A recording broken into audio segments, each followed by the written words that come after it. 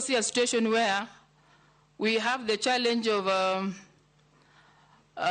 corruption along the way, which must also need to be dealt with to reduce people pushing others to pay for what they would not have paid. And thirdly, I also feel like we need to put an IT kind of a digitalized system that would fast track the movement of goods and people from one place to the other. And that would fast track, because once the system is made that way, it is faster than where sometimes you find at the border, you go more manual. You wait one track to be done, a lot of paperwork involved. But if you digitalize these systems, it will fast track the processes of movement of goods.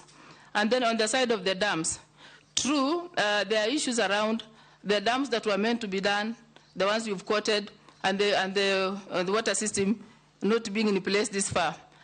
Actually, what I would suggest is when there is a need and the spirit of seeing development in a country for the sake of realizing needs of the people being attended to, actually it is prudent for an individual to make sure what you've advertised actually has begun, and once allocation is put, it must be started. And if the whole project is multi-billion, I would advise where you go the first way. You take this phase first. Once that phase is complete, you go to another phase. At least by doing that, you will get value for money per phase. Than where you put one project, and maybe in the course of the many phases being started, there are likelihood of others being affected, and yet maybe you may have released all the money. For me, I think we need to be truthful to the process of procurement. We need to be truthful to the process of value for money.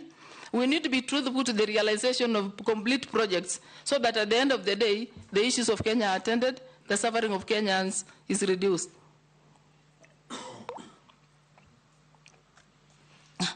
Now, the other point, through Mr. Speaker, of Migingo Island.